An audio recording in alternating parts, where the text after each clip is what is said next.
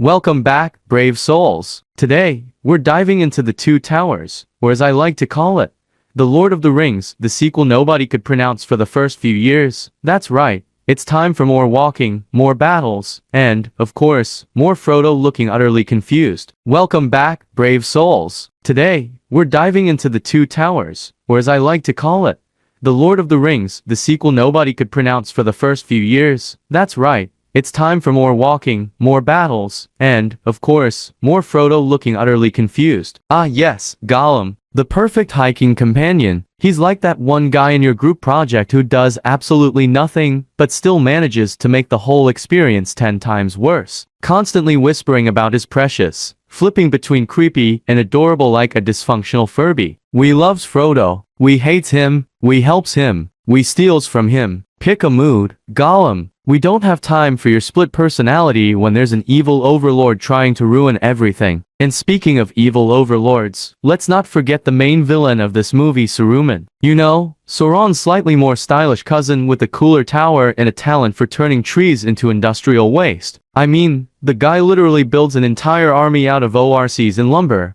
like he's preparing for some twisted Middle-earth version of a Home Depot grand opening. Behold, my army of genetically modified ORCs. And also, I clear-cut the forest, because I'm evil and eco-unfriendly. You can practically smell the deforestation. Somewhere, Treebird is weeping in slow motion. Speaking of Treebird, oh boy, ever wanted to watch a tree take 3 hours to say a single sentence? Well, here's your chance. The Ents are basically walking, talking, environmental protests that move slower than dial-up internet. They have all the urgency of someone deciding whether to order a latte or a cappuccino.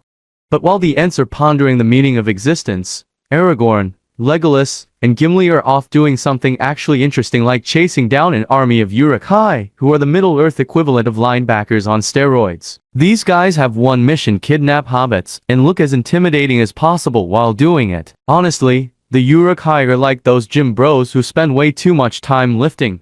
Except instead of whey protein shakes, they're fueled by pure evil. And yes, they're after Merry and Pippin, the two hobbits who spend most of the movie either getting kidnapped or cracking jokes. Comic relief is important, people. Oh no, we're being kidnapped by monsters. But hey, let's talk about snacks. These two could be dangling over a volcano and still be arguing about second breakfast. And now, let's talk about the main event. The reason you sat through all that walking, tree talking, and ORC chasing, the Battle of Helm's Deep. You know you've hit the jackpot when you get an entire hour of ORCs vs. humans in the ultimate where horribly outnumbered battle scenario. It's raining, it's dark, and Aragorn is giving his best. We're probably all going to die, but let's fight anyway. Pep talk. Classic inspirational stuff. Honestly, Helm's Deep is so epic that even Legolas gets in on the action by doing absurd things like surfing downstairs on a shield, because apparently, elves are immune to physics. Just a regular day in the life of an elf defying gravity while looking flawless. If I tried that, I'd break all my bones and lose my keys. But the real MVP of Helm's Deep,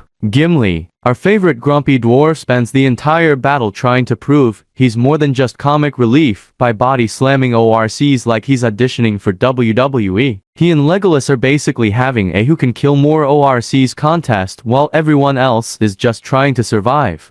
That still only counts as one. Yes, Gimli, because the physics of decapitation matter right now. And let's not forget Frodo and Sam. Oh, wait, you totally forgot about them because they're off wandering aimlessly through Middle-earth with Gollum. Their main contribution to this movie, Frodo staring into the distance, Sam telling him to eat, and Gollum having a midlife crisis every 5 minutes. Frodo, what are we doing? Sam, walking, Mr. Frodo. Still walking. Meanwhile, Gollum is back there like, should I betray them now? Or, later? The suspense is real. In conclusion, The Two Towers gives us everything we didn't know we needed: slow motion trees, ORCs on steroids, gravity-defying elves, and the longest hiking trip known to man. If you've got 3 hours and a craving for epic battles and awkward Gollum moments, then buckle up, because this sequel has it all. Will Frodo make it to Mordor? Will Legolas break the laws of physics again? Will the Ents finish saying a complete sentence before the third movie? Find out next time.